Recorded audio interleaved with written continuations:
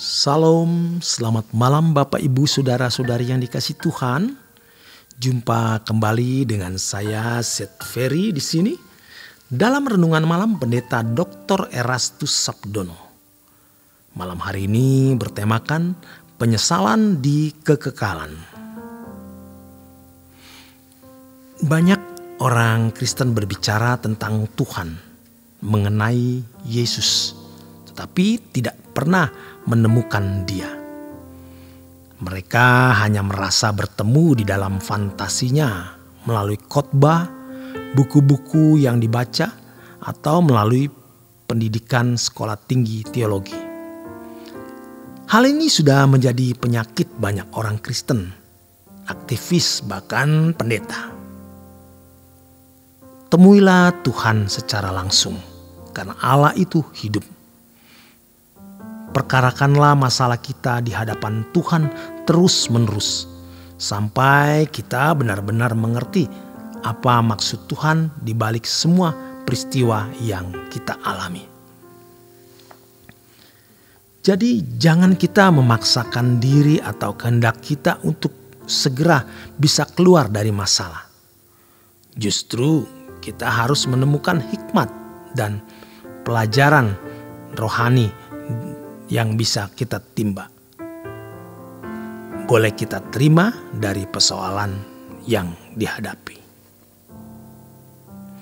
Ada orang-orang yang memang diizinkan bangkrut. Sebab kalau tidak bangkrut malah berbahaya. Dia menjadi sombong, sewenang-wenang terhadap orang lain. Jangan sampai kita masuk neraka gara-gara kita tidak pernah bangkrut. Memang idealnya mestinya kita tidak perlu mengalami kebangkrutan secara bisnis atau keuangan.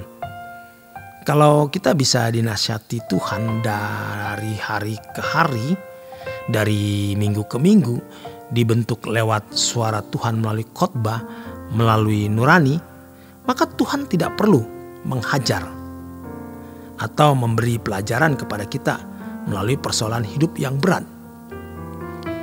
Sebenarnya banyak kejadian yang menyakitkan itu merupakan peringatan Tuhan bagi kita. Maka ada orang yang berkata begini, "Saya ini tidak punya salah, Pak Pendeta. Dari kecil saya sudah ke gereja. Saya baik-baik jadi orang Kristen. Anak-anak saya pun juga saya bimbing untuk ke gereja, Pak. Mengapa Tuhan menimpakan persoalan ini?" Tuhan itu tahu. Kita mestinya bertumbuh menjadi manusia yang agung di mata Allah. Sesuai rancangan Allah atau sesuai dengan rancangan Allah. Kita merasa sudah menjadi Kristen yang baik, tetapi kita tidak bertumbuh sebagaimana mestinya kita bertumbuh. Nanti di kekekalan, kalau kita bertemu dengan Tuhan, kita akan sangat menyesal. Sebab kita baru menyadari betapa agung dan mulianya Tuhan. Dan ada orang-orang yang layak dimuliakan bersama dengan Yesus. Ketika kita melihat keagungan Tuhan, kita baru tahu bahwa orang-orang yang layak dimuliakan haruslah orang-orang yang juga agung. Dalam perjalanan hidup, kita tidak bertumbuh secara normal. Tidak growing secara proporsional. Lalu apa yang terjadi? Kita harus dikejutkan oleh masalah supaya memandang Tuhan dan menjadikan Dia sebagai tujuan hidup kita.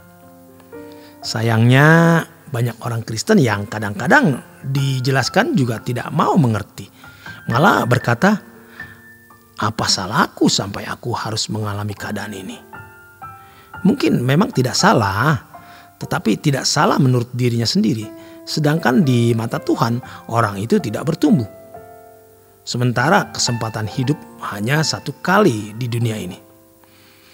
Tuhan mau menghindarkan kita dari penyesalan di kekekalan. Maka Tuhan mengejutkan kita dengan peristiwa-peristiwa hidup yang mestinya membuat kita sadar. Tetapi banyak orang Kristen yang tidak mau mengerti. Ia tenggelam dalam masalah dan kalaupun berurusan dengan Allah hanya karena mau dilepaskan dari masalah yang dihadapinya.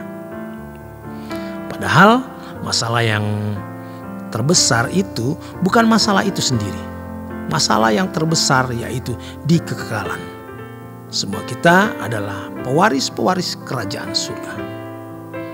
Bersyukur kalau Tuhan memperlakukan kita seperti yang sekarang kita alami. Sekarang mungkin kita merasa kesepian karena belum menikah, atau mungkin merasa kurang normal. Tetapi kalau kita hidup benar-benar melakukan firman Tuhan, kita akan merasa bahwa tidak menikah itu tidak menjadi masalah. Bukan masalah sama sekali. Bahkan sebenarnya lebih baik tidak menikah daripada menikah lalu bertemu orang yang salah. Sebab itu hanya akan berakhir dengan penyesalan dan penderitaan.